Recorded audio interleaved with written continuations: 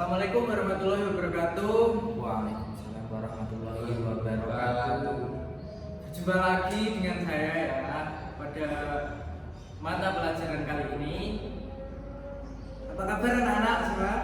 Baik Pak. Baik Pak. Sehat selalu ya? Iya Pak. Di pada saat ini kan masih musim-musimnya pandemi COVID. Jangan lupa tetap jaga kesehatan. Jangan lupa kalau keluar tetap pakai masker dan jangan lupa sering-sering cuci tangan pakai sabun ya anak. Iya Pak. Hari ini ada yang nggak masuk? Insya Allah hadir semua Pak. Ada semua. Atau saya absen dulu ya? Oh iya bisa Pak, silakan. Adit, Hadir Pak. Fregi, Hadir Pak. Minanur. Hadir. Ini hadir semua ya? Iya Pak, hadir semua Pak. Gak ada yang sakit? Alhamdulillah nggak ada Pak. Alhamdulillah Sehat semua. Ketua kelasnya siapa di sini? Mas Yuda Kak. Mas Yuda. Iya Pak. Tolong dipimpin berdoa dulu ya, Mas. Ya. Silapan doa mulai.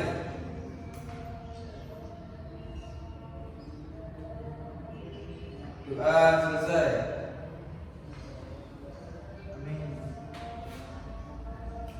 Jadi pada pelajaran kali ini kita akan membahas mengenai APBN dan APBD. Tujuan pelajaran kali ini memahami APBN dan APBD. Ada yang paham APBN dan APBD itu apa? Belum Pak. APBN itu anggaran pendapatan dan belanja negara. Kalau APBD anggaran pendapatan dan belanja daerah. Oke Pak. Jadi di situ kan hanya itu anggaran. Ada yang paham apa itu anggaran? Anggaran belum Pak. Belum ya. Jadi saya terangkan, anggaran adalah sebagai suatu perencanaan dalam perusahaan atau organisasi yang disusun secara terpadu dan dijelaskan dalam satuan unit moneter pada suatu periode tertentu atau jangka waktu yang telah ditentukan. Pengertiannya, anggaran yaitu pada intinya adalah budget yang membiayai suatu kegiatan di periode tertentu seperti jangka waktu. Lalu APBN itu biasanya jangka waktu dalam 1 tahun. Itu. Arti luasnya, anggaran merupakan suatu proses yang terus-menerus yang dimulai dari tahap penyusunan hingga sampai pada tahap pengesahan pertanggungjawaban penggunaan anggaran oleh pihak yang berwenang seperti presiden atau pemerintah.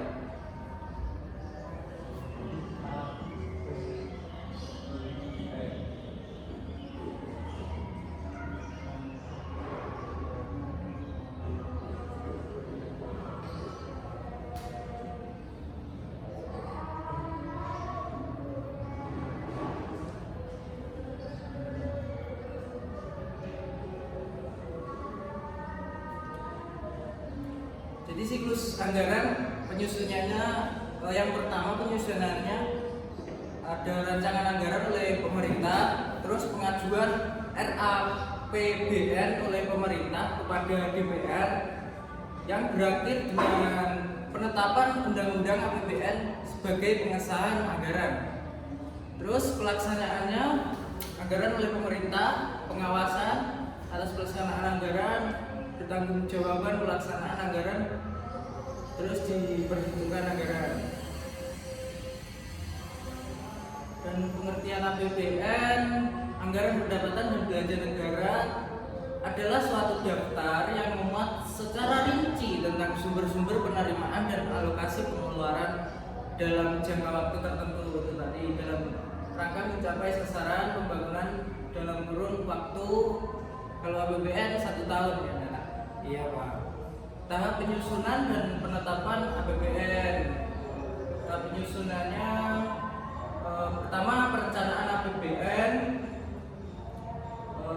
penyusunan rencana kerja Kementerian Negara atau Renja KL, memuat kebijakan, program-program dan kegiatan yang dilengkapi dengan sasaran kinerja untuk tahun anggaran yang sedang disusun berdasarkan pendekatan berbasis kinerja, kerangka pengeluaran jangka menengah dan pengangguran terpadu.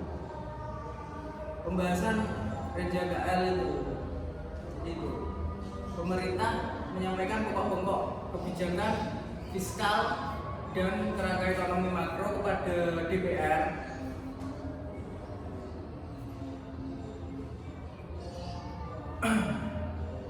Jadi diusulkan ke DPR, nanti disetujui oleh Presiden gitu, APBN.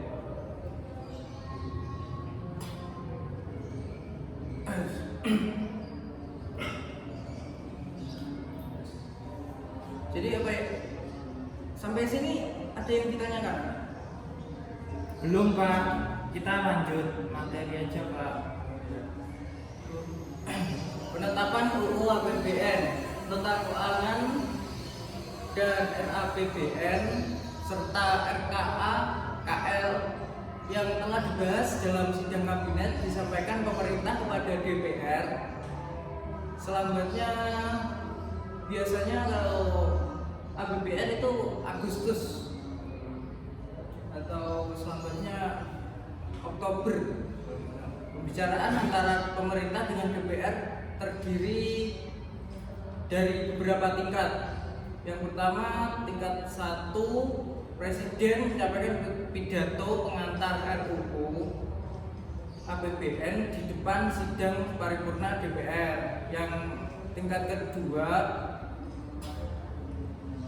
dilakukan pandangan umum di mana masing-masing fraksi di DPR mengemukakan pendapatnya mengenai RUU APBN dan keterangan pemerintah.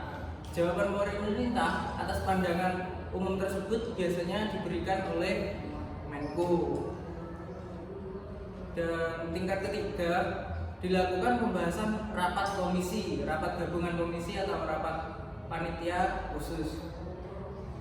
Yang tingkat keempat, diadakan rapat paripurna kedua. Pada rapat ini disampaikan kepada forum tentang hasil pembicaraan pada tingkat ketiga dan pendapat akhir dari tiap-tiap fraksi di DPR.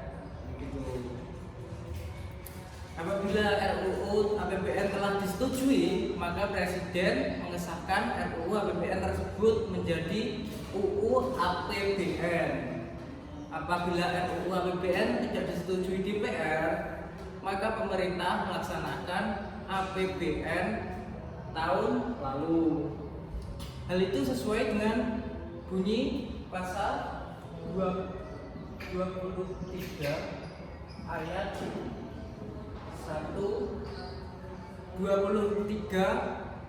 1 Undang-Undang Dasar 45. Dicari ya, itu buat PR. Ini buat PR ya, dicari. Iya Pak.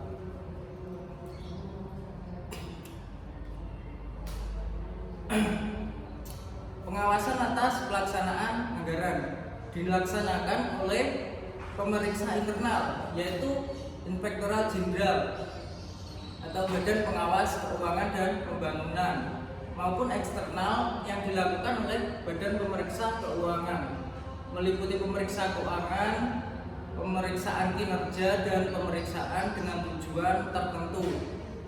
Pertanggungjawaban pelaksanaan APBN.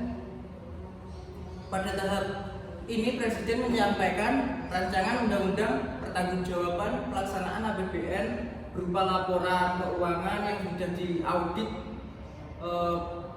Badan Pemeriksa Keuangan tadi kepada DPR selambat-lambatnya 6 bulan setelah tahun anggaran berakhir. Jadi gitu anak-anak.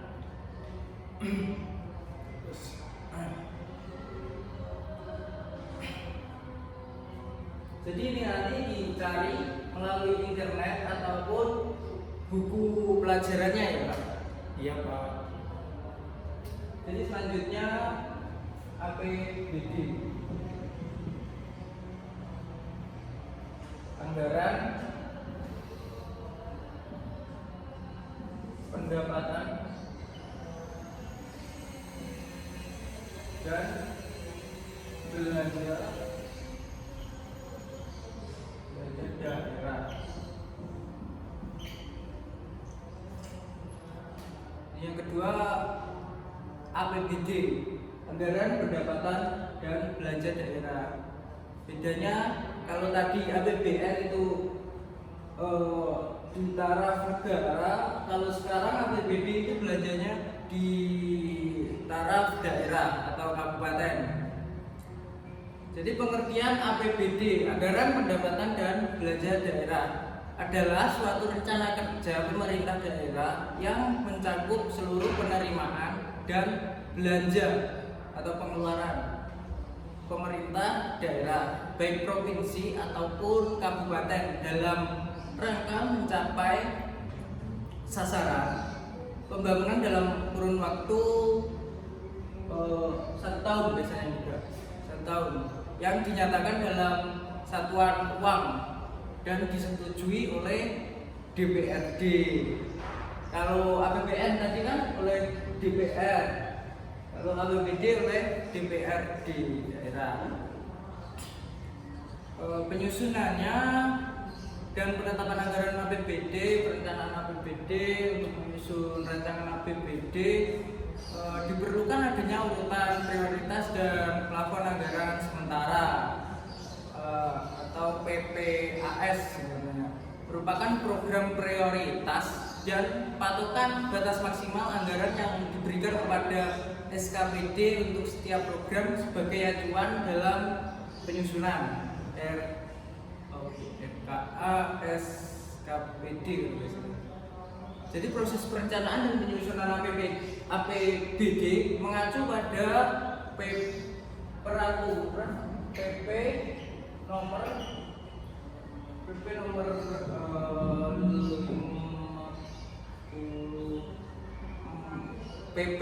58 tahun 2005 ya. PP nomor 58 tahun 2005. Nah ini juga dicari karena ini juga dicari dan dibuat isinya apa saja nanti dicari di internet ataupun di buku-buku yang buat PR ya, nanti bisa dikumpulkan. Pelaksanaan APBD, pelaksanaan anggaran pendapatan daerah, ketentuan-ketentuan yang harus diperhatikan dalam pelaksanaan anggaran pendapatan daerah.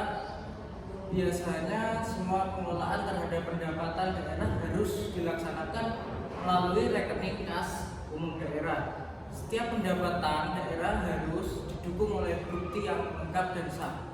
Biasanya pendapatan daerah itu dari pajak masyarakat daerah itu.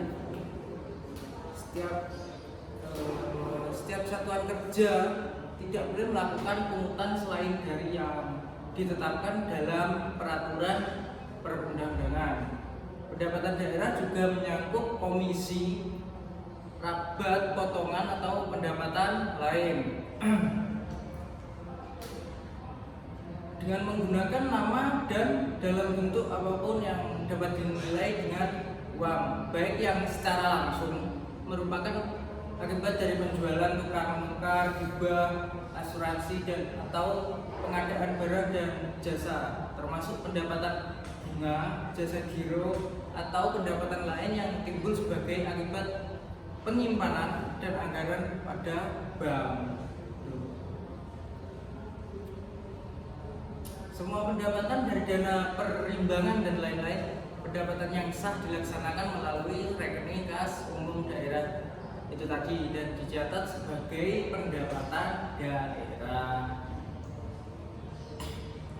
Terus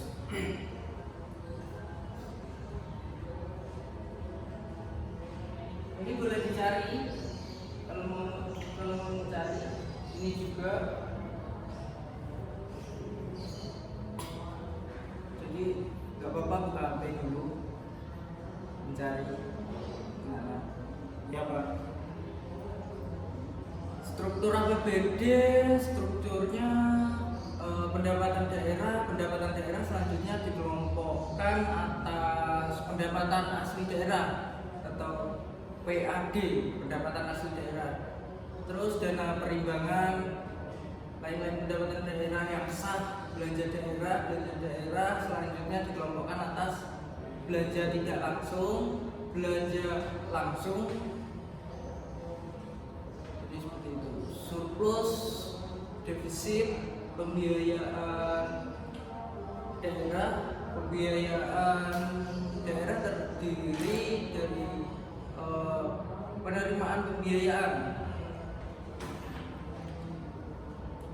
Seperti utang piutang daerah, pengeluaran, pembentukan dana cadangan, pembayaran pokok utang, pemberian pinjaman daerah, pembayaran utang belanja atau investasi non permanen.